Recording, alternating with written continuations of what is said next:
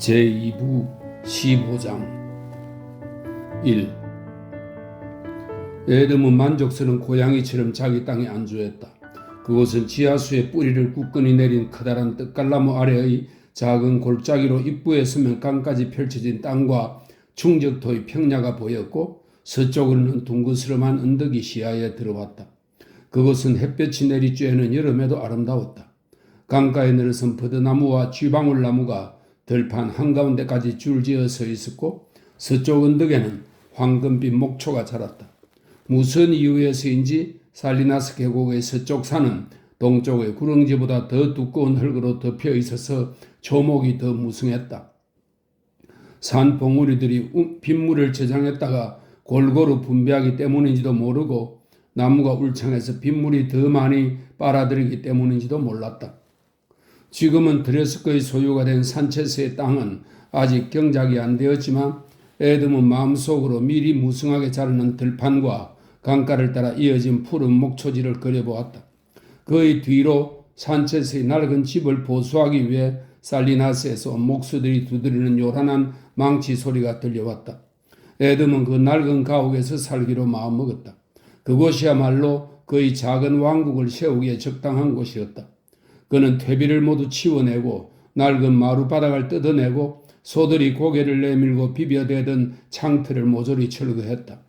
그런 다음 송진 냄새가 물씬 풍기는 송판과 매끄러운 주먹 같은 깔끔한 새 목재를 들여오고 길쭉한 널로 새 지붕을 이었다. 오래된 벽에는 소금물에 석회를 탄 하얀 페인트를 몇 차례 더 씌워 발랐는데 다 마른 뒤에는 반들반들 윤이 났다. 그는 영구히 정착할 터전을 설계했다. 정원사에게 장미꽃과 제라늄을 손보게 하는 한편, 채소밭을 따로 만들고 정원의 구획마다 사방으로 따로 수로를 내어 신선한 샘물을 끌어들일 작정이었다. 에돔은 자신과 후손이 누릴 안락한 삶을 미리 음미해 보았다. 흑간에는 샌프란시스코에서 주문해서 킹시티에서 마차로 실어온 육중한 가구를 포장한 목재 상자들이 방수포를 뒤집어 쓰고 있었다.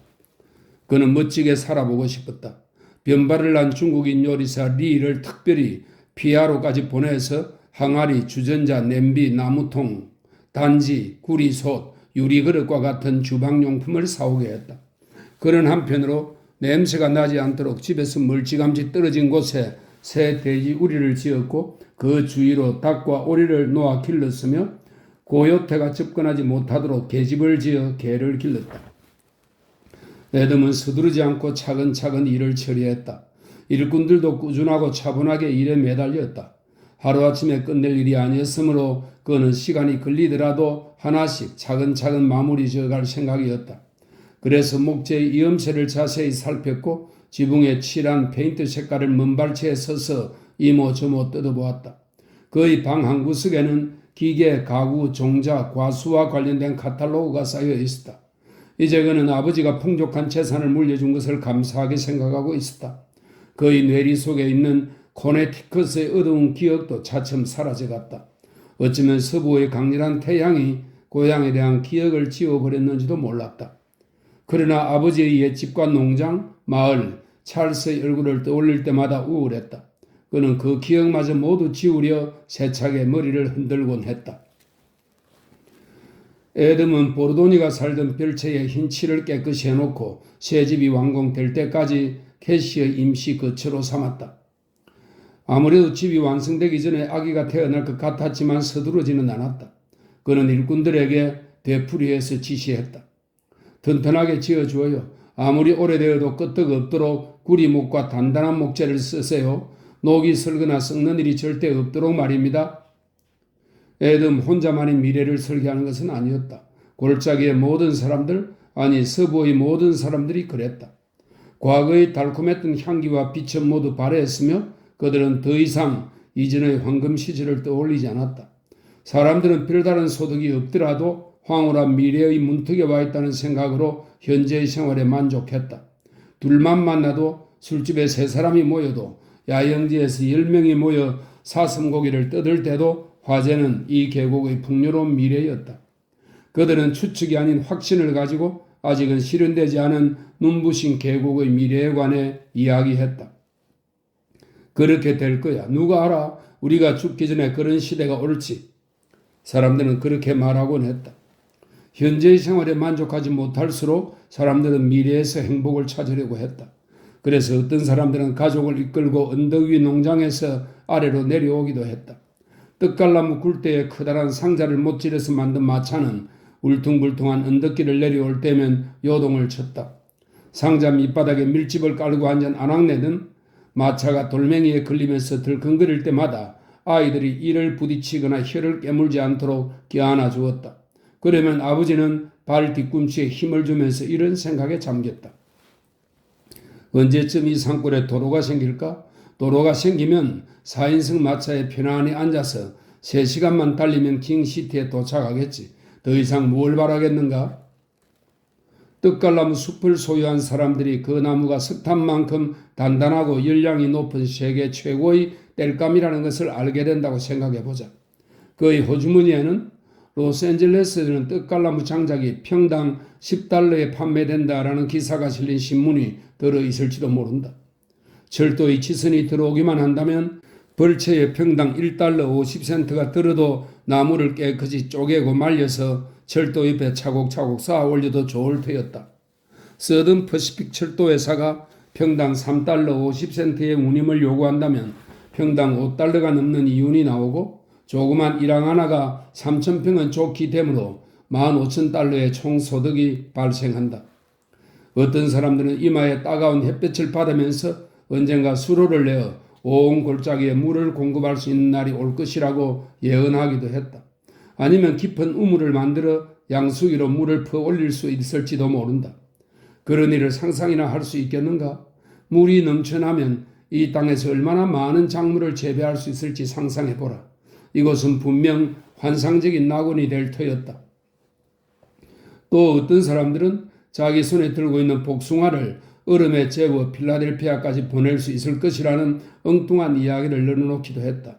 물론 미치광이 같은 헛소리이긴 하지만 마을 사람들은 하수도와 실내 화장실 얘기도 했는데 이미 그런 시설을 갖춘 집들도 있었다. 살리나스만 하더라도 길모퉁이에 가로등이 생기고 전화가 들어와 있었다. 그러고 보면 미래에는 어떤 한계선이나 경계선이 전혀 없었다. 그렇게 되면 풍족한 생활을 누리는 만큼 자신의 행복을 저장해둘 공간이 부족해질지도 모른다. 미래에는 75cm까지 비가 내리는 3월의 살리나스 강처럼 풍족함이 흘러넘칠지 그 누가 알겠는가? 사람들은 메말라서 먼지만 날리는 골짜기와 버섯같이 들어선 보기 흉한 마을을 내려다보면서 살아있는 동안 만나게 될지도 모르는 아름다운 세상을 상상했다. 그런 이유만으로도 세뮤얼 해밀턴을 비웃을 수 없었다. 그의 정신은 보통 사람들은 상상도 못하는 경계선을 자유자재로 넘나들었는데 산호세에서 벌어지는 소식을 들으면 그의 이야기가 아주 허무맹랑한 것만은 아니었다. 그런 시대가 오면 사람들은 얼마나 행복할까.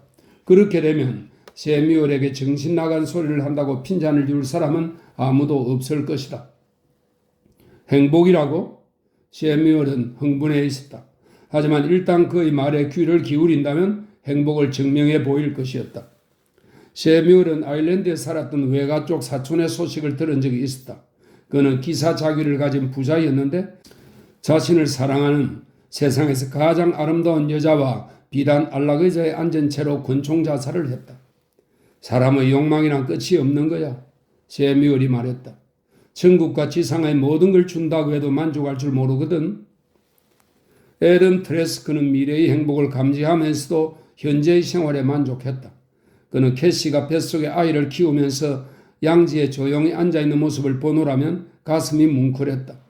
투명하리만치 깨끗한 그녀의 피부를 보고 있으면 주일학교 카드에 실린 천사가 생각났다. 산들바람에 캐시의 머리카락이 하늘거리거나 두 눈을 살짝 뜨기라도 하면 애덤은 몸이 굳고 뱃속이 떨릴 만큼 환희의 쾌감에 사로잡혔다. 애덤이 고양이처럼 자기 땅에 안주했다면 캐시 역시 마찬가지였다. 그녀는 차지할 수 없는 건 재빨리 포기하고 손에 넣을 수 있는 것만 기대하는 동물적인 기질이 있었다. 이러한 기질은 그녀에게 커다란 이점이 되기도 했다. 그녀의 임신은 뜻하지 않은 일이었다. 캐시는 낙태를 하려다 실패하고 의사의 위협을 받은 뒤로 그 방법을 포기했다. 그렇다고 임신한 사실을 그대로 받아들인 것은 아니었다. 마치 병을 조용히 이겨내듯 가만히 두고 보고 있을 뿐이었다. 에덴과의 결혼도 마찬가지였다. 어떻게도 할 수 없는 신세가 되자 나름대로 최선의 탈출구를 모색한 것이었다. 캘리포니아에 가고 싶지 않았지만 달리 뾰족한 수가 없었다. 아주 어린 시절부터 그녀는 상대방의 허점을 이용하여 승리하는 법을 터득하고 있었다. 상대방을 거역할 수 없을 때는 상대방의 힘을 원하는 방향으로 유도하는 것이 오히려 수월했다.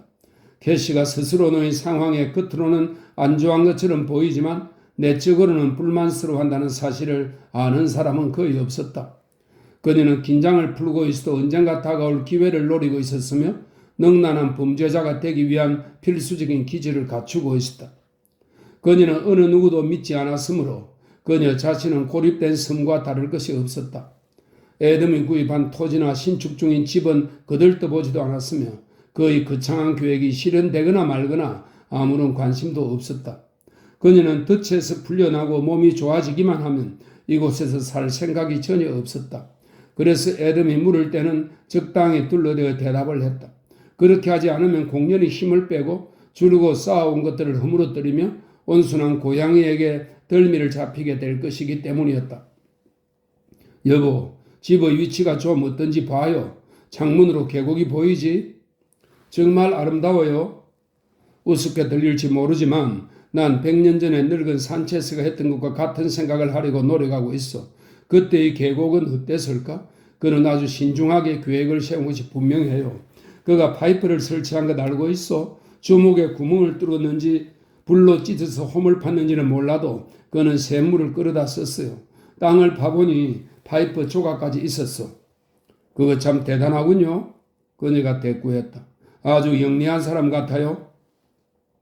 그 사람에 대해 더 많은 걸 알고 싶소. 집을 지은 방식을 보나 정원수를 심고 집틀을 정한 방식을 보나 그는 분명히 예술가였을 거요.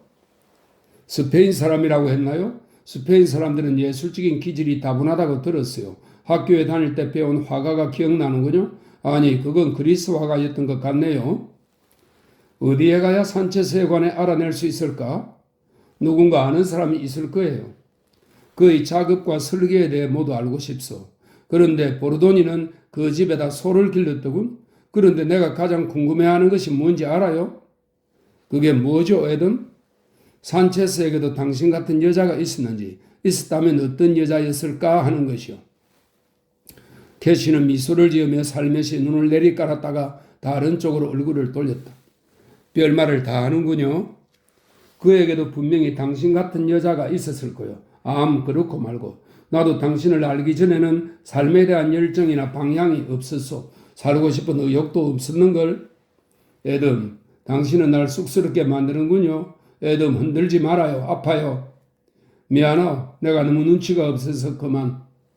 그렇지 않아요. 미처 생각하지 못해서 그런 거잖아요. 당신은 내가 뜨개질이나 바느질을 했으면 좋겠다고 생각하죠? 나는 이렇게 가만히 앉아있는 게 편해요. 필요한 건 무엇든지 사드릴 거요. 당신은 편안히 앉아있기만 하면 돼요. 당신은 이곳에서 일하는 어느 누구보다도 큰 일을 하는 셈이니까 그것은 무척 보람 있는 일이요. 에덤, 이마에 생긴 흉터가 없어지지 않아서 걱정이에요. 의사가 시간이 지나면 서서히 없어질 거라고 했소. 글쎄요. 어떤 때는 희미해지다가도 다시 또렷이 나타나요. 오늘은 더 진한 것 같지 않아요? 아니, 그렇지 않은 걸. 그의 말은 사실이 아니었다. 뭉개진 피부에 주름까지 생겨서 마치 커다란 지문을 찍어놓은 것 같았다. 그가 흉터에 손가락을 갖다 대려고 하자 그녀는 얼른 고개를 돌렸다. 손대지 마세요. 만지면 아프고 금방 빨개져요. 흉터는 없어질 거요. 시간이 지나면 괜찮을 테니 아무 걱정 말아요. 에덤이 돌아서자 캐시는 미소를 지었다. 하지만 그가 자리를 뜨자 그녀의 눈은 생기를 잃고 멍해졌다. 뱃속에서 아기가 발길질을 하자 그녀는 불편한 듯 몸을 움직였다. 그리고는 몸의 힘을 뺀 채로 가만히 기다렸다. 커다란 떡갈나무 아래의 의자에 앉아있는 그녀에게 리가 다가와서 물었다. 차 드릴까요, 마님? 그래요. 한 잔 마시고 싶군요. 그녀는 리를 자세히 살폈지만 그의 진갈색 눈동자 속에는 어떤 세계가 담겨 있는지 도무지 알 수 없었다. 캐시는 어떤 남자라도 그들의 가슴 속에 들어가 충동과 욕정을 파헤칠 수 있었다. 하지만 리의 가슴은 고무처럼 탄력이 있어서 접근을 허용하지 않았다.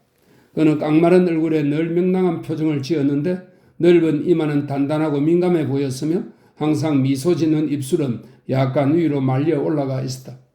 길게 따내린 윤기 흐르는 검은 변발은 끝을 검은 명주끈으로 동여 어깨에 걸쳤는데 움직일 때마다 가슴께에서 달랑달랑거렸다. 리는 힘든 일을 할 때마다 변발을 머리 위로 감아 올렸다. 그는 통이 좁은 무명 바지를 입었고 뒤축이 없는 검은 슬리퍼를 신었으며 매듭 장식의 단추가 달린 중국식 겉옷을 입었다. 그 무렵의 중국인이 대개 그랬듯이 리는 무엇을 두려워하는 것처럼 두 손을 소매 속에 감추고 있었다. 작은 탁자를 가져오겠습니다. 그는 고개를 약간 숙여 인사를 하고는 천천히 집 안으로 사라졌다. 캐시는 그의 모습을 바라보며 얼굴을 찡그렸다. 무섭지는 않았지만 그와 함께 있으면 왠지 불편했다. 하지만 그는 선량하고 예의 바른 최상의 하인이었다. 그런 그가 어떻게 그녀에게 해를 끼치겠는가? 2. 여름이 깊어지자 살리나스 강물은 지하로 스며들거나 강둑 밑에 푸른 웅덩이를 만들어 놓았다. 소들은 하루 종일 버드나무 그늘 아래서 졸다가 밤이 되면 어슬렁거리며 풀을 뜯었다. 풀은 황갈색을 띠기 시작했다. 오후가 되면 바람이 산 골짜기를 타고 내려와 산 꼭대기만큼 높은 허공에서 안개 같은 먼지바람을 일으켰다. 바람이 한 차례 땅바닥을 휩쓸고 지나가면 흑인의 머리통만큼이나 큰 떡갈나무의 뿌리가 드러났고 지푸라기와 장가지가 뒹굴다가 나무 뿌리에 걸렸으며 작은 돌까지 굴러다녔다. 그 옛날 산체스가 이 작은 골짜기에 집을 지은 이유를 알 것 같았다. 이곳에는 바람과 먼지가 들어오지 않을 뿐더러 샘물이 마르는 철에도 차갑고 깨끗한 샘물이 솟아나왔다. 하지만 애덤은 모래먼지가 자욱한 땅을 내려다보며 캘리포니아에서 처음 온 동부 사람이 의뢰 느끼는 두려움에 사로잡히곤 했다. 코네티컷에서는 여름철에 2주만 비가 오지 않아도 건조하다고 했고 4주 동안 비가 오지 않으면 가뭄이 들었다고 했다. 풀이 푸른 빛을 띠지 않으면 그것은 기후가 건조하다는 증거였다. 그런데 캘리포니아에서는 5월 말에서 11월 초까지는 비가 한 방울도 오지 않았다. 동부 사람들은 비가 오지 않는 달에는 대지가 병들었다고 생각했다. 애덤은 리에게 세뮤얼 해밀턴의 집을 찾아가서 우물 파는 일에 대해 의논했으면 좋겠으니 한번 방문해달라는 전가를 하도록 지시했다. 리가 프레스커의 마차를 타고 도착했을 때 세뮤얼은 나무그늘 아래서 아들 톰이 혁신적인 너구리 덫을 설계하여 제작하는 것을 지켜보고 있었다. 리는 두 손을 소매 속에 넣은 채로 기다렸다. 세뮤얼은 애덤이 보낸 편지를 읽었다. 톰, 내가 집을 비운 사이에 집 잘 지킬 수 있겠지? 나는 프레스커 댁에 가서 우물 파는 일을 의논해야겠다. 나도 따라가면 안 되나요? 혹시 일손이 필요할지도 모르잖아요. 오늘은 의논만 한다지 않았니? 그러니 일손은 필요 없다. 우물은 한참 후에나 파게 될 거다. 그러자면 의논을 많이 해둬야지. 흙한사 파내는데 5,600번은 얘기가 오가야 한단다. 저도 가고 싶어요. 트레스커시 댁이라면서요. 그분이 여기 왔을 때도 만나지 못했어요. 우물을 파기 시작하면 만나게 될 거다. 내가 너보다는 나이가 많으니 먼저 가서 의논을 해야겠다. 톰, 너구리가 이 구멍으로 빠져나갈 것 같구나. 너구리는 아주 영리한 짐승이거든. 이거 보이시죠? 이걸 돌려 구부리면 절대로 빠져나가지 못해요. 그래, 내가 너구리만큼 영리하지 못해서 탈이다. 너라면 잘해낼 거야. 톰, 어머니한테 트레스커시 댁에 다녀온다고 말하고 올 테니 넌 말 안장이나 좀 올려주지 않겠니? 마차를 가져왔습니다. 리가 말했다. 그래도 돌아올 때는 내 말이 있어야지. 제가 모셔다 드리겠습니다. 그럴 것까지는 없네. 내 말을 타고 갔다가 오는 게 더 편하네. 세뮤얼이 말했다. 세뮤얼은 마차에 올라 리의 옆자리에 앉았다. 안장을 얹은 그의 말은 마차 뒤에다 맸다. 자네 이름이 뭔가? 세뮤얼이 유쾌하게 물었다. 리입니다. 이름은 따로 있고요. 리는 아버지 쪽 성인데 그냥 리라고 불러주세요. 난 중국에 관한 책을 꽤 읽었네. 자네도 중국에서 태어났나? 아닙니다. 여기서 태어났습니다. 마차가 바퀴 자국을 따라 먼지투성이의 계곡길을 들컹거리며 달리는 동안 셰뮤얼은 한참 동안이나 말이 없었다. 내 말을 기분 나쁘게 듣지는 말게. 난 자네 같은 중국인들이 왜 그렇게 영어를 엉망으로 하는지 도무지 모르겠어. 아일랜드의 음침한 늪지에서 살다 온 무식한 놈들도 감자 같은 혓바닥으로 아일랜드 말밖에 못하다가 한 10년쯤 지나면 그런대로 제법 영어를 하는데 말이야. 리는 싱긋 웃으며 대답했다. 저는 중국식으로 말하지요. 뭐 그 나름대로 이유가 있겠지. 내가 상관할 바는 아니니까 기분 상해하지 말게 리. 리는 셰뮤얼을 바라보았다. 두툼한 눈꺼풀 아래의 갈색 눈이 점점 깊이를 더해가는 것을 보자 리는 그가 더 이상 낯설게 느껴지지 않았다. 그것은 사나이의 눈이었고 이해심이 담긴 다정한 눈이었다. 리는 킬킬대며 웃었다. 그렇게 말해주는 것이 오히려 편합니다. 제 스스로를 보호할 수도 있고요. 우리 중국인이 그런 영어를 써야지 사람들은 이해한답니다. 셰뮤얼은 별 이상한 이야기를 다 들어본다고 생각하면서도 내색은 하지 않았다. 처음 두 가지 이유는 이해하겠네만 마지막 이유는 잘 모르겠군. 그는 사려 깊게 말했다. 리가 대답했다. 믿기지 않겠지만 저와 제 친구들은 늘 겪는 일이기 때문에 그러려니 하죠. 예를 들면 제가 점잖은 신사나 숙녀 앞에서 지금처럼 유창한 영어를 하면 오히려 절 이상하게 볼 겁니다. 왜 그럴까? 그들은 처음부터 중국식 영어를 들을 거라고 기대를 하고 있죠. 그런데 제 입에서 유창한 영어가 흘러나오면 제대로 들으려 하거나 이해하려고 하지 않습니다. 그럴 리가 있나? 난 자네가 하는 말을 잘 알아듣지 않는가? 바로 그겁니다. 당신은 드물게도 선입관을 갖고 있지 않으세요. 사물을 있는 그대로, 생각은 그대로 보시는 분입니다. 난 그런 생각을 해보지 않았네. 시험해보려는 것은 아니네만 자네는 정말 진실만을 얘기하는군. 난 궁금한 게 많아서 물어보고 싶은 것도 많다네. 뭐든 물어보세요. 기꺼이 대답해 드리죠. 궁금한 게 많네. 예를 들자면 자네는 지금 변발을 하고 있자는가? 책에서 읽기로는 변발은 만주족이 남부의 중국인을 정복한 후에 강요한 예속의 표시라는데 맞나? 맞습니다. 그런데 왜 여기까지 와서 변발을 하고 있는 건가? 만주족이 이곳까지 자네를 쫓아오는 것도 아닐 텐데 말이야? 말도 중국식, 변발도 중국식입니다. 아시겠습니까? 셰뮤얼은 큰 소리로 웃었다. 그거 참 편리한 대답이군. 나도 그런 식으로 생각하면 좋겠는걸? 제가 설명을 해드릴 수 있을지 모르겠군요. 비슷한 경험을 하지 않으면 이해하기가 힘드니까요. 당신도 미국에서 태어나지 않은 걸로 압니다만. 리가 말했다. 맞아. 아일랜드가 고향이지. 그러나 몇 년만 지나면 아일랜드인의 기질이 거의 사라지죠. 전 그린밸리에서 태어나 그곳에서 학교를 다니다가 캘리포니아 대학에 다녔는데도 미국인과 어울릴 기회가 거의 없었어요. 그 변발을 자르고 미국인처럼 옷을 입고 유창한 영어를 하면 어떨까? 그렇게 해보았는데 잘 되지 않았습니다. 백인들의 눈에는 제가 영락없는 중국인이죠. 그것도 믿음이 가지 않는 중국인으로 봅니다. 게다가 중국인 친구들까지 절 피하더군요. 그래서 포기한 겁니다. 우리는 나무 아래에서 마차를 세우고 고삐를 풀었다. 점심시간입니다. 도시락을 싸왔는데 좀 드시겠어요? 그거 좋지. 저기 그늘로 가서 앉을까? 난 배가 고프면서도 식사하는 걸 잘 잊어버리니 이상하지? 자네 얘기가 재미있군. 귀담아 들을 만한 얘기야. 다시 중국 얘기로 돌아가 보자고. 리는 미소를 지으며 빈정대듯이 말했다. 제가 평생을 두고 찾으려던 해답을 몇 분 만에 찾지는 못할 겁니다. 전 중국에 갔었습니다. 아버지는 상당히 성공한 분이었는데도 제게 별 도움이 되지 못했죠. 그곳 사람들은 모두 절 서양 도깨비 보듯 바라보았어요. 말하는 것도 꼭 양놈 같고 조상으로부터 물려받은 품이 있는 예법도 몰라본다고 하더군요. 믿지 못하시겠지만 전 이곳에서보다 중국에서 더 외국인 취급을 받았답니다. 일리가 있으니 믿어야겠군. 적어도 2월 27일까지는 내게 생각할 거리를 준 셈이로군. 그런데 또 한 가지 물어봐도 괜찮겠나? 네, 얼마든지요. 그런데 중국식 영어를 한다고 생각도 중국식으로 한다는 데는 문제가 좀 있습니다. 전 영어를 제대로 하려고 많은 연습을 한답니다. 듣기와 읽기는 말하기와 쓰기와 별개더군요. 혹시 실수는 하지 않나? 그러니까 자네도 모르게 중국식 영어가 아닌 유창한 영어가 튀어나오지 않느냐는 말일세?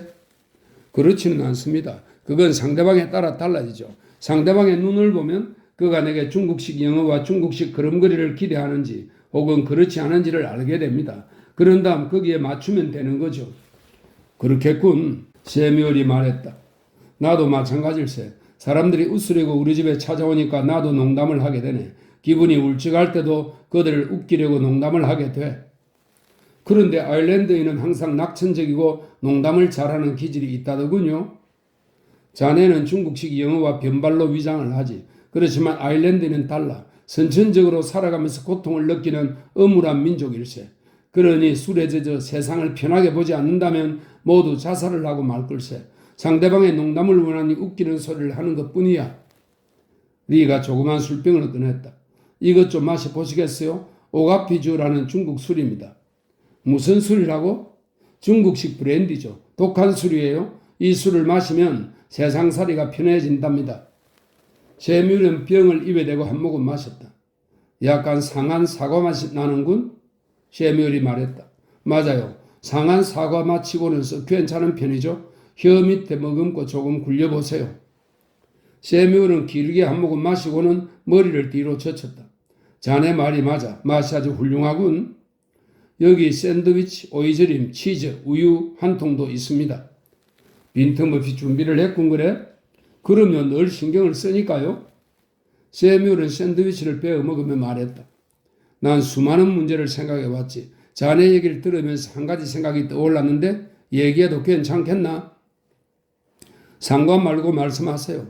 다만 부탁드리고 싶은 것은 다른 사람들에게는 이런 식으로 얘기하지 마시라는 겁니다. 그랬다간 다들 어리둥절해하고 이해하지도 못할 겁니다. 알겠네? 세뮤얼이 대답했다. 내가 실수를 하더라도 그건 내가 우스갯소리의 천재이기 때문이라고 생각하게. 사람이 모두 다 똑같은 건 아니지. 무슨 질문을 하실지 알만합니다. 그게 뭔가? 제가 왜 하인 노릇을 하면서 만족하는지 궁금하신 거죠? 그걸 어떻게 알았나? 눈치를 보면 알 수 있죠. 내 질문이 불편한가? 당신이 묻는 건 괜찮아요. 괜히 심각한 참에서 묻지 않는다면 상관없습니다. 사람들은 왜 하인을 창피스럽게 생각하는지 모르겠어요. 하인은 철학자에게는 피난처가 되고 게으름뱅이에겐 밥을 먹여주고 제대로만 하면 권력과 사랑을 얻을 수 있는 직업이죠. 똑똑한 사람들은 왜 하인을 직업으로 받아들이지 않는지 모르겠어요. 하인 노릇도 잘만 하면 이득이 있는데 말입니다. 훌륭한 하인은 주인의 관용 때문이 아니라 습관과 여유 때문에 편안한 생활을 합니다. 입에 밴 양념이나 발에 맞는 양말을 바꾸기란 어려운 법인데 주인은 못난 하인이라도 옆에 두는 게 낫답니다. 저도 훌륭한 하인 축에 들어가지만 그런 하인은 주인을 마음대로 조정할 수 있어요. 주인에게 이렇게 생각하라 저렇게 행동해라 누구와 결혼해라 언제 이혼해라는 말까지 해줍니다. 주인을 교묘하게 겁먹게 하고 행복하게 만들다가는 마침내 유언으로 재산을 분배하기까지 만들죠. 저도 마음만 먹었다면 주인의 재산을 훔치고 발가벗기고 두들겨 패놓고도 고맙다는 치사를 듣고 떠날 수 있었을 겁니다. 저 같은 사람은 보호받을 수 없는 처지죠. 그런데도 주인은 나를 지켜주고 보호해 줄 수 있어요. 사람은 저마다 일을 하고 고민을 하며 삽니다. 그러나 저는 일도 덜하고 고민도 덜하죠. 저는 좋은 하인입니다. 그렇지 않은 하인들도 일이나 고민을 하지 않으면서 먹고 입고 보호를 받죠. 하인처럼 형편없는 사람들이 많이 모이고 우수한 인력이 드문 직업도 없을 겁니다. 세뮤얼은 몸을 앞으로 내밀고 열심히 리의 이야기를 들었다. 리가 다시 말을 이었다. 이런 말을 하고 나서 중국식 영어를 하면 마음이 편안해진답니다. 산체스 농장에서 아주 가까운 것 같은데 왜 이곳에는 쉬는 거지? 세뮤얼이 물었다. 얘기를 하고 싶었어요. 우리 중국인들은 착한 사람입니다. 이제 떠날 준비가 되었나요? 뭐라고? 알겠네. 하지만 자네는 외로운 생활을 해야겠군. 그게 유일한 흠이죠. 리가 말했다. 샌프란시스코에 가서 조그만 사업을 시작해 볼까 생각하고 있습니다. 세탁소? 아니면 식당? 아닙니다. 중국인이 경영하는 식당과 세탁소는 너무 많죠. 그래서 서점을 해볼까 생각하고 있습니다. 하지만 그걸 하게 될지는 분명치 않습니다. 하인 노릇을 하면 제멋대로 편하게 살 테니까요. 3. 그날 오후 애덤은 세뮤얼 해밀턴과 말을 타고 그의 땅을 한 바퀴 돌았다. 오후가 되면 늘 그렇듯 바람이 불어 누런 먼지가 하늘 위로 치솟았다. 아, 정말 훌륭한 땅이군요. 세뮤얼이 소리쳤다. 보기 드문 훌륭한 땅입니다. 이러다가 바람에 날려 표토가 다 사라지지 않을까 걱정입니다. 애덤이 주위를 자세히 살피며 말했다. 그럴 리가 있나요? 단지 표토가 조금씩 이동할 뿐이죠. 당신네 흙이 제임슨의 공장으로 날아가고 대신 사우신의 농장의 흙이 당신네 농장으로 날아오지요. 아무튼 나는 바람이 싫어요. 신경이 곤두서거든요. 오랫동안 바람이 부는 걸 좋아하는 사람은 없을 겁니다. 바람이 불면 짐승들도 신경을 곤두세우고 불안해하죠. 알고 있는지 모르겠지만 계곡을 조금 올라가면 방풍림으로 고무나무들이 심겨 있어요. 오스트레일리아에서 들여온 유칼립투스지요. 이 나무는 1년에 3m나 자란답니다. 당신도 시험 삼아 몇이랑 심어보지 않겠어요? 얼마 후면 바람도 맞고 장작으로도 쓸 수 있을 텐데. 좋은 생각입니다. 애덤이 말했다. 하지만 제가 원하는 건 물입니다. 수맥을 찾기만 하면 바람을 이용해서 물을 얼마든지 퍼낼 수 있을 텐데요. 우물 몇 개를 파서 농장에 도랑을 내면 표토가 바람에 날려가지 않을 겁니다. 그렇게 되면 콩도 좀 심어볼까 합니다. 애덤이 말했다. 세뮤엘은 거친 바람이 불자 눈을 가늘게 떴다. 그렇게 원하신다면 수맥을 찾아드리죠. 내가 소형 펌프를 발명했는데 물을 빨리 끌어올릴 수 있는 장치랍니다. 순전히 혼자서 생각해낸 것이죠. 풍차는 비용이 너무 많이 들지만 소형 펌프를 설치하면 돈을 절약할 수 있을 겁니다. 세뮤엘이 말했다. 좋은 생각입니다. 풍력을 이용할 수 있다면 바람이 불어도 상관없어요. 물 문제만 해결되면 자주 개나리를 심어볼까 합니다. 애덤이 말했다. 그건 돈벌이가 안 될 텐데요. 값 같은 건 따지지 않아요. 몇 주 전에 그린필드와 곤잘레스 일대를 둘러보았어요. 스위스인 몇 명이 그곳에 이주해 살더군요. 많지는 않지만 쓸만한 젖소를 키우면서 1년에 4번 자주 개나리를 수확한다고 하더군요. 그 얘기는 나도 들었어요. 스위스 소를 들여와 기른다면서요? 애덤의 얼굴은 새로운 계획으로 밝아졌다. 나도 그렇게 하고 싶어요. 버터와 치즈는 팔고 우유는 돼지에게 먹이면 되죠. 당신은 이 계곡에 영광을 안겨주는 주인공이 되겠군요. 세뮤얼이 말했다. 당신이야말로 진정한 기쁨을 누릴 겁니다. 물만 구할 수 있다면 수맥만 찾으면 물이 나오게 해주겠어요. 꼭 찾아낼 거요. 내가 요술 지팡이를 가지고 왔거든요. 세뮤얼은 안장에 매달아둔 끝이 갈라진 지팡이를 두드렸다. 애덤은 왼쪽으로 산속이 뒤덮인 야트막한 넓은 평지를 가리켰다. 보세요. 36에이크의 땅이 거의 평지와 다를 바 없습니다. 굴착 송곳을 찔러보았더니 표토는 두께가 평균 1m의 모래가 섞였고 심토는 양질의 흙이었어요. 저곳에서 물이 나올 수 있을까요? 글쎄요. 한번 알아봐야죠. 세뮤얼이 말에서 내려 말고삐를 애덤에게 건네주고 끝이 갈라진 지팡이를 풀었다. 그는 지팡이의 갈라진 부분을 두 손으로 붙잡고 팔을 앞으로 내민 채 천천히 갈짓자로 걸어갔다. 그러다가 이마를 찌푸리면서 뒤로 몇 걸음 물러났다가 고개를 흔들고는 다시 앞으로 걸어갔다. 애덤은 자기 말을 탄 채로 세뮤엘의 말을 끌고 따라갔다. 애덤은 지팡이에서 눈을 떼지 않았다. 지팡이는 물고기가 낚시줄에 걸린 듯 떨더니 약하게 움직였다. 세뮤엘의 얼굴이 긴장으로 팽팽해졌다. 그는 계속해서 앞으로 걸어갔다. 일순간 지팡이의 끝이 땅속으로 빨려 들어가는 것 같았다.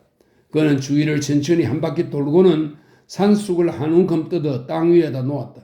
그리고는 다시 뒤로 물러나 지팡이를 세우고 표시해둔 부분의 안쪽까지 걸어갔다. 가까이 다가가자 지팡이가 다시 땅속으로 빨려 들어가는 것 같았다.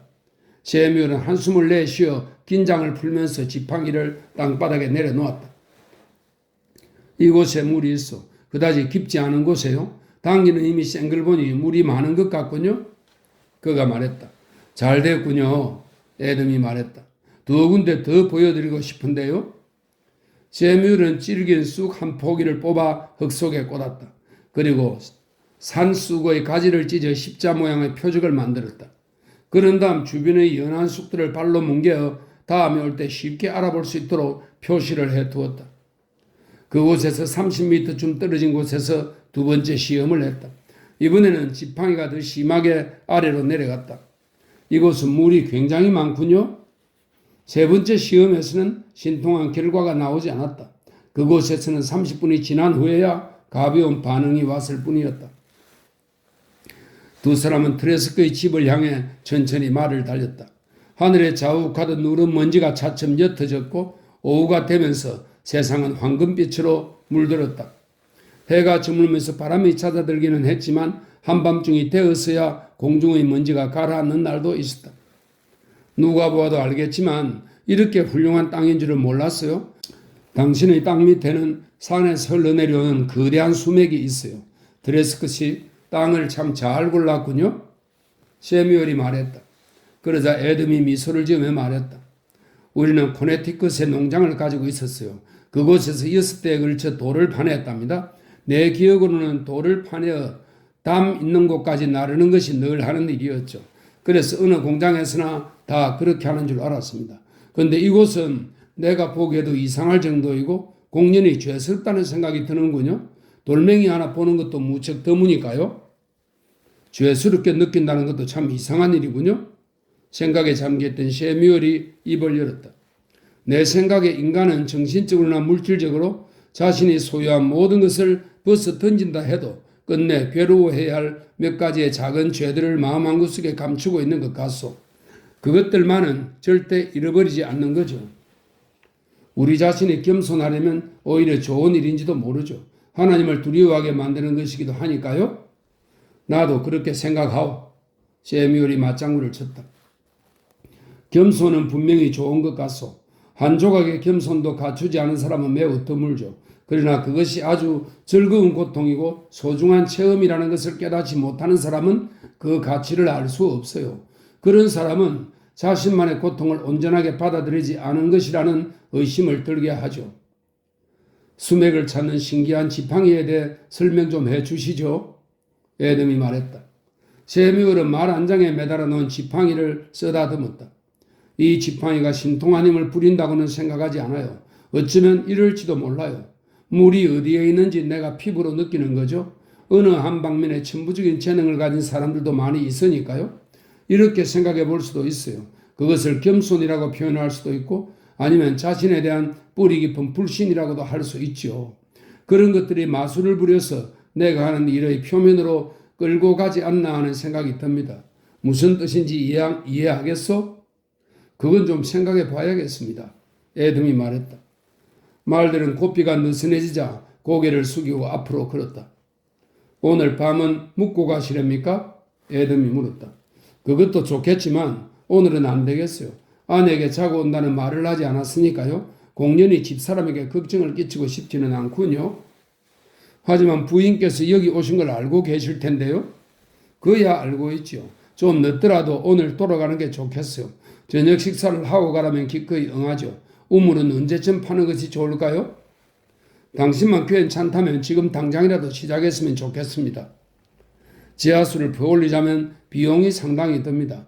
수맥을 어디에서 찾아내느냐에 따라 달렸지만 30cm당 50센트 이상이죠. 돈이 꽤 많이 드는 작업입니다. 돈은 염려 마세요. 나는 우물이 필요합니다. 부탁드립니다. 해밀턴 씨. 편하게 세뮤얼이라고 부르세요. 세뮤얼, 나는 내 땅을 낙원으로 꾸미고 싶습니다. 내 이름이 애덤 아닙니까? 지금껏 나는 에덴 동산에서 쫓겨나기는 고사하고 그런 곳에서 살아본 적도 없어요. 낙원을 만드는 이유치고는 최고로군요. 세뮤얼이 감탄하면서 소리내 웃었다. 그럼 과수원은 어디에 만드시려고요? 애덤이 대답했다. 난 사과나무는 심지 않을 겁니다. 사고가 날지도 모르니까요. 사과나무를 심지 않는다면 이브가 뭐라고 할까요? 이브는 사과를 좋아할 텐데요. 아니요. 우리 이브는 그렇지 않아요. 그녀는 내가 하는 일에 찬성할 겁니다. 얼마나 착한 여자인데요. 애덤이 눈을 반짝이며 말했다. 당신은 복을 타고난 복이군요. 그보다 더 큰 복이 어디 있겠습니까? 두 사람은 산채스 집이 위치한 작은 계곡 어귀에 이르렀다. 커다란 떡갈나무에 둥글고 푸른 꼭대기가 보였다. 복이라니 당치도 않습니다. 애덤은 부드러운 어조로 말했다. 아무도 모를 겁니다. 나는 그동안 우울한 생활을 했답니다. 해밀턴 씨, 아니 셰뮤엘, 다른 사람의 생활과 비교하면 그렇지 않을 수도 있지만 정말 무의미한 삶이었죠. 내가 왜 이런 얘기를 당신한테 하는지 모르겠군요. 내가 이야기 듣기를 좋아하니까 그런지도 모르죠. 어머니는 내가 아주 어렸을 때 돌아가셔서 기억도 나지 않아요. 새어머니는 참 좋은 분이었는데 걱정이 많은 성격에 늘 병을 앓았죠. 아버지는 엄격했지만 좋은 분이었어요. 아니 훌륭한 분이었다고 할까요? 아버지를 사랑하지 않는군요. 교회에서 느끼는 감정이라고 할까요? 두려움도 약간 섞인 그런 감정 말입니다. 셰뮤엘은 고개를 끄덕였다. 알만합니다. 자식에게 그런 감정을 바라는 사람들도 있으니까요. 그는 안쓰럽다는 듯이 미소를 지어 보였다. 그런데 나는 늘 그것과 정반대의 것을 원했답니다. 라이자는 그게 바로 내 약점이라고 하지만요. 아버지는 날 군인으로 만들었죠. 군대에 있을 때 서부에서 인디언을 토벌한 적도 있었어요. 그 얘기는 압니다만 당신은 군인과는 어울리지 않는 것 같군요. 나는 훌륭한 군인은 아니었습니다. 제가 별 얘기를 다 하는군요. 얘기를 하고 싶었나 보죠. 무엇이든 이유가 있는 법이니까요. 군인은 마음에서 우러나든지 아니면 최소한 만족이라도 있어야 한다고 봅니다. 저는 무고한 남자와 아낙네를 죽여야 할 이유를 찾지 못했습니다. 그 이유를 이해하지도 못했고요. 그들은 한참 동안 묵묵히 말을 타고 달렸다. 애덤이 먼저 입을 열었다. 나는 마치 늪 속에서 진흙투성이가 되어 힘겹게 빠져나오듯이 제대했습니다. 고향에 돌아가기 전에 오랫동안 이곳저곳을 떠돌아다녔어요. 고향이라고 해봤자 즐거운 추억이라고는 없었으니까요. 당신 아버지는 어떻게 되었죠?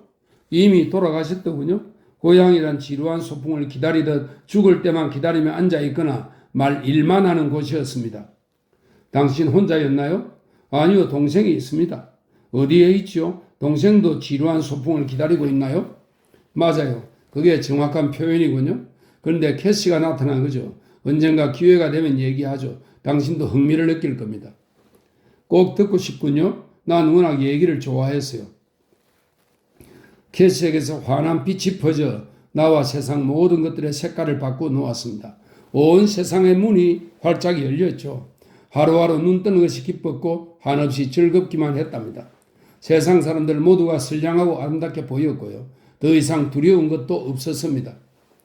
나도 그 기분을 잘 압니다. 셰뮤얼이 말했다. 옛날에 나도 그런 감정을 느꼈으니까요. 그 감정은 결코 사라지지 않지만 가끔씩 멀어지기도 하죠. 당신도 그럴 겁니다. 그래요. 그건 나에게 친숙한 감정이죠. 내 눈과 코와 입과 머리카락처럼 말이죠. 이 모든 변화는 몸을 다친 저 자그마한 여자 때문에 생긴 겁니다. 당신 자신에게서 나온 게 아니고요. 아닙니다. 그렇다면 전에도 그런 느낌을 체험했겠죠. 정말입니다. 캐시가 이 모든 것을 가져봤고 그녀 주위엔 밝은 빛이 가득하죠. 내가 우물을 파고 싶은 이유를 이제야 말했군요. 어쨌든 받은 만큼 갚아야겠죠. 정원을 멋지고 아름답게 꾸며서 캐시가 편안히 살고 그녀의 빛이 환하게 비치는 곳으로 만들려고 합니다. 셰뮤얼은 침을 몇 번 삼키고 나서 목에서 쥐어짜일 듯한 메마른 목소리로 말했다. 이제야 내가 할 일을 알겠군요. 내가 당신의 친구로서 할 일이 분명히 보입니다. 그게 무슨 말이죠? 셰뮤얼은 약간 냉랭한 의도로 말했다. 내 의무가 무엇인가 하면 당신을 사로잡고 있는 그 위험한 기분을 마음속에서 끌어내어 그 면상을 걷어차고 진흙을 잔뜩 발라 거기서 바라는 위험한 빛을 모두 없애는 거죠. 흥분한 셰뮤얼의 목소리가 점점 더 커졌다. 그 진흙투성이의 것을 당신 코앞에서 들어올려 더럽고 위험한 실체를 반드시 보여주겠소. 당신 자신이 직접 들여다보고 그것이 얼마나 추악한지 알아야 하니까요. 인간의 마음이 얼마나 변하기 쉬운 것인지 그런 예가 수없이 많다는 걸 보여주죠. 내가 오셀로의 손수건을 드리리다. 그럼요. 내가 가만히 있을 수는 없죠. 당신의 혼란스러운 생각을 반듯하게 펴어서 순간적인 욕정이 납덩이 같은 잿빛을 띠고 장미철에 죽어 나자빠진 황소처럼 시체 냄새를 풍긴다는 걸 가르쳐 주겠소. 나로 인해 제정신이 들면 비참한 당신의 옛 생활이 더 이상 지겹지만은 않을 거요. 그러면 당신은 다시 고향을 정겹게 느낄 겁니다. 나는 당신의 친구니까요. 지금 농담하시는 겁니까? 내가 괜한 이야기를 했나 보군요. 그건 친구의 의무입니다. 나한테도 그런 의무를 다해준 친구가 있었죠. 하지만 나는 진실한 친구가 못 되었어요. 내 친구들의 신뢰를 받아들이지 못했으니까요. 그것은 아름답고 보존할 가치가 있고 영광의 빛을 뿜어내고 있어요. 지구의 어두운 중심부까지 파내려가는 한이 있더라도 당신에게 우물을 파주지요. 오렌지즙을 짜내듯이 어떻게 해서든 물을 퍼올리겠소. 두 사람은 커다란 떡갈나무 밑을 지나 집으로 향했다. 애덤이 말했다. 저기 아내가 나와 있군요. 그가 소리쳤다. 캐시, 이 양반이 저기에 물이 있다는군. 그것도 아주 많이 말이요. 그는 흥분해서 곁에 있는 셰뮤엘에게 말했다. 아내는 임신을 했답니다. 멀리서 봐도 정말 아름답군요. 셰뮤엘이 말했다. 4. 날씨가 무더워서 리는 떡갈나무 그늘에 음식을 차렸다. 해가 서산 너머로 지려고 하자 그는 종종 걸음으로 부엌을 오가며 저녁 식사로 대접할 냉육, 오이절임, 감자 샐러드, 코코넛, 과자, 복숭아 파이를 날랐다. 식탁 한가운데는 우유가 가득 든 도자기 주전자를 올려놓았다. 애덤과 셰뮤엘은 세면장에서 머리와 얼굴을 깨끗이 씻고 나왔다. 비누질을 해서인지 셰뮤엘의 특수임이 솜털처럼 되었다. 그들은 조립식 식탁 옆에 서서 캐시가 나오기를 기다렸다. 캐시는 넘어질까봐 겁이 나는지 천천히 걸어왔다. 풍성한 치마를 입고 앞치마를 둘러서인지 배는 별로 드러나 보이지 않았다. 그녀는 해맑은 어린아이 같은 표정으로 두 손을 앞으로 모아 쥐고 있었다. 그녀는 식탁 앞에 왔어야 눈을 치켜뜨고 셰뮤엘과 애덤을 번갈아 바라보았다. 애덤은 아내에게 의자를 밀어주며 말했다. 해밀턴 씨와는 초면이지? 그녀는 손을 내밀어 악수를 청했다. 안녕하세요. 셰뮤엘은 그녀를 유심히 살펴보며 말했다. 정말 미인이시군요. 만나 뵙게 되어 기뻐요. 건강은 좋으신가요? 네, 그럼요. 아주 좋아요. 남자들은 자리를 잡고 앉았다. 아내 덕분에 식사 때마다 성찬을 먹는답니다. 애덤이 말했다. 그런 말 마세요. 캐시가 말했다. 사실이 아니에요. 어때요? 셰뮤엘, 파티 같은 느낌이 안 듭니까? 애덤이 물었다. 그렇군요. 나처럼 파티를 좋아하는 사람도 없을 겁니다. 우리 아이들은 더 심해요. 아들 톰이 여기에 따라오려고 했답니다. 녀석은 무슨 수를 써서라도 농장을 빠져나오려고 안달이죠. 셰뮤엘은 그제야 침묵을 깨기 위해 혼자서 떠들고 있다는 것을 깨달았다. 그가 말을 멈추자 다시 침묵이 흘렀다. 캐시는 말없이 접시만 내려다보며 구운 양고기를 잘라 먹었다. 그녀는 날카롭고 작은 이로 양고기를 씹다가 눈을 치켜떴다. 양미간이 유난히 넓은 두 눈에는 아무런 표정도 담겨 있지 않았다. 셰뮤엘은 몸을 떨었다. 춥지는 않죠? 애덤이 물었다. 추워요? 아닙니다. 갑자기 으스스해져서요. 그런 기분은 나도 압니다. 다시 침묵이 흘렀다. 셰뮤엘은 화제가 별로 없는 줄 알면서도 무슨 이야기라도 나오기를 기다렸다. 드레스크 부인, 이 계곡이 마음에 듭니까? 네? 그럼요. 실례인 것 같지만 출산은 언제죠? 약 6주 후랍니다. 애덤이 말했다. 아내는 전형적인 숙녀랍니다. 원래 말수가 적어요. 때로는 침묵이 가장 많은 걸 설명해 줄 때가 있죠. 셰뮤엘이 말했다. 그때 캐시가 다시 눈을 치켜떴다가 내리는 것을 보았다. 이마의 흉터가 점점 검어지는 것 같았다. 그것은 가죽을 꼬아 만든 채찍으로 말을 후려치듯 세게 후려치면 생기는 흉터라는 생각이 들었다. 셰뮤엘은 자기가 무슨 말을 해서 캐시가 과민 반응을 보이는지 알 수 없었다. 바로 전에 지팡이가 아래로 쑥 내려가면서 느꼈던 묘하고 팽팽한 긴장감이 온몸에 퍼지고 있었다. 그는 애덤을 바라보았다. 자신에게는 이상하게 느껴지는 분위기가 애덤에게는 아무렇지도 않은 모양이었다. 캐시를 바라보는 그의 얼굴은 마냥 행복해 보였다. 캐시는 앞니로 양고기를 씹고 있었다. 그녀는 고기를 삼킬 때 작은 혀로 입술을 날름 핥았다. 셰뮤엘은 그렇게 고기를 먹는 사람을 생전 처음 보았다. 그는 잠시 생각에 잠겼다. 뭘까? 뭔지는 모르겠지만 무언가 잘못된 게 틀림없어. 무거운 침묵이 식탁을 짓눌렀다. 그때 등 뒤에서 발소리가 들렸다. 요리사 리가 차 주전자를 식탁에 올려놓고 돌아갔다. 셰뮤엘은 침묵을 깨려고 이야기를 시작했다. 아일랜드에서 처음으로 이 골짜기에 왔을 때 이야기를 꺼냈는데 애덤과 캐시는 그의 말에 전혀 귀를 기울이지 않는 것 같았다. 세뮤엘은 확인해보고 싶었다.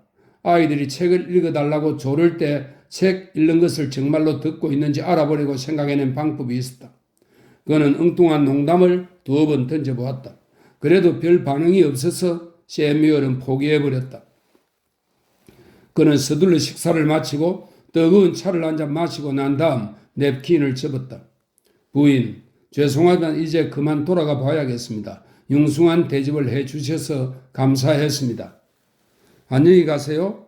캐시가 말했다. 애덤은 꿈을 꾸다가 갑자기 깨어난 듯이 벌떡 일어났다. 가긴 어딜 간다고 그러십니까? 오늘 밤은 여기서 묵고 가시라고 했잖아요. 고맙지만 사양하겠소. 그리 먼 곳도 아니고요. 곧 달이 뜰 테니까 괜찮아요.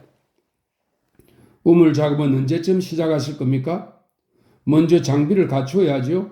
연장의 날을 갈고 집안일도 정리해야 합니다. 우선 며칠 후에 톰 편에 장비를 실어 보내겠습니다. 애덤은 정신을 가다듬고 말했다. 서둘러 주십시오. 빠를수록 좋습니다. 캐시, 이곳을 세상에서 가장 아름다운 곳으로 만듭시다. 어디서도 찾을 수 없는 가장 아름다운 곳으로 말이요. 세뮤얼은 시선을 애덤에게서 캐시에게로 옮겼다. 달라진 데가 없는 표정이었다. 눈은 무표정하고 양쪽 끝이 올라간 조그만 입술은 조각처럼 굳어 있었다. 멋있을 거예요? 마지못해 나온 그녀의 대답이었다. 세뮤얼은 캐시가 멍한 상태에서 깨어나 정신을 차릴 만한 말을 해주고 싶은 충동에 사로잡혔다. 그는 다시 몸을 들었다. 또 소름이 돋습니까? 애덤이 물었다. 그렇군요. 땅거미가 치면서 나무들이 하늘을 배경으로 검은 윤곽을 드러냈다. 그럼 안녕히 계십시오. 저 아래까지 배웅해 드리겠습니다. 아닙니다. 부인 곁에 계십시오. 아직 식사도 끝나지 않았잖아요. 그래도 그대로 앉아 계세요. 내 말은 찾을 수 있어요. 못 찾아도 당신 말을 한 필 훔쳐가면 되니까요. 세뮤얼은 애덤을 가볍게 밀어 의자에 주저앉았다. 잘 있어요. 안녕히 계십시오, 부인. 그는 재빨리 마구간으로 걸어갔다. 접시 발을 난 늙은 말 독솔로지는 가자미 같은 입술을 움직이면서 건초를 먹고 있었다. 쇠사슬 굴레가 나무에 부딪혀 짤랑짤랑 소리가 났다. 세뮤얼은 대못에 걸린 안장을 끌어내려 널찍한 말 잔등에 얹었다. 그가 고리에 안장을 묶고 있는데 등 뒤에서 바스락거리는 소리가 들렸다. 고개를 돌리자 희미한 빛을 받고 있는 리의 옆모습이 보였다. 언제 또 오실 건가요? 리가 상냥하게 물었다. 모르겠네. 며칠 아니면 일주일 후에. 그런데 왜 그런 건가, 리? 뭐가요? 참 이상하단 말이야. 자꾸 어슬어슬 몸이 떨리니 이곳에 뭐 잘못된 것이라도 있나? 무슨 말이죠? 자네는 내 말뜻을 잘 알 텐데. 중국인 하인은 일만 합니다. 말을 듣지도 않고 하지도 않지요. 그래, 자네 말이 옳아. 그렇고 말고. 그런 걸 물어서 미안하군. 쓸데없는 짓이야. 그는 돌아서서 말의 입에 재갈을 물리고 큰 귀를 머리싸개 속으로 밀어넣었다. 그러고는 굴레를 살며시 여물통 속에 떨어뜨렸다. 잘 있게리. 해밀턴 씨, 왜 그러나? 혹시 요리사가 필요하지 않나요? 우리 집엔 요리사를 둘 처지가 못 되네. 몸값은 아주 싸요. 라이저가 들으면 가만두지 않을 걸세. 여길 그만두고 나갈 생각인가? 아니요. 그냥 물어본 겁니다. 안녕히 가세요. 오. 애덤과 캐시는 나무 아래에서 어둠에 둘러싸여 앉아 있었다. 참 좋은 사람이야. 애덤이 말했다. 그 사람이 마음에 들어요. 이곳 일을 도맡아 주었으면 좋겠는데 관리인처럼 말이요. 그러자 캐시가 말했다. 그에게도 땅과 가족이 있잖아요. 그건 나도 알아. 그런데 아주 형편없는 땅이더군. 나한테서 월급을 받는 게 훨씬 나을 거요. 한번 부탁해 봐야겠어. 새로운 고장에 익숙해지려면 시간이 좀 필요해. 새로 태어난 아이가 처음부터 모든 걸 배우는 것과 같지. 예전에는 비가 어디서부터 시작되는지 날씨가 언제부터 추워질지 느낌으로 알았는데 이곳은 정말 생소해. 여기서는 모든 걸 새로 배워야겠어. 그런데 캐시, 몸은 괜찮소? 그럼요. 머지않아 온 골짜기가 자주 개나리로 뒤덮이는 광경을 보여주겠소. 새 집의 깨끗하고 큰 창문에 서 있으면 다 보일 거요. 고목나무도 심고 사람을 보내 갖가지 씨앗과 묘목을 구해와서 시범농장을 차려볼까 해요. 중국산 호두나무도 심어봐야지. 그런데 여기서 잘 자랄지 모르겠군. 어쨌든 해보는 거요. 리한테 물어도 보면서 말이요. 아이를 낳으면 나와 함께 말을 타고 이 일대를 구경하러 다닙시다. 내가 얘기했던가? 해밀턴 씨가 풍차를 만들어 주기로 했어. 조만간 여기서도 풍차 돌아가는 모습을 볼 수 있을 거요. 애덤은 식탁 아래로 다리를 편안하게 뻗었다. 리가 촛불을 가져오지 않고 왜 이렇게 꿈을 대는 거지? 캐시가 조용한 목소리로 말했다. 애덤, 난 처음부터 이곳에 오고 싶지 않았어요. 그러니 이곳에서 살지 않을 거예요. 될 수 있는 한 빨리 이곳을 떠나겠어요. 그건 말도 안 되는 소리요. 꼭 집을 처음 떠나본 아이 같군. 일단 익숙해지고 아이를 낳으면 이곳에 정이 들 거요. 나도 처음 집을 떠나 군대에 갔을 때 고향이 그리워 죽을 뻔했어. 그러나 이겨내고 나니 모든 게 잊혀지더군. 그러니 다시는 그런 어리석은 소리는 하지 말아요. 어리석은 소리가 아니에요. 그러지 말아요. 아이를 낳고 나면 모든 게 달라질 거요. 두고 봐. 내 말이 맞을 테니. 애덤은 뒤통수에 두 손을 대고 깍지를 낀 채로 나무가지 사이로 희미한 별들이 반짝이는 하늘을 쳐다보았다.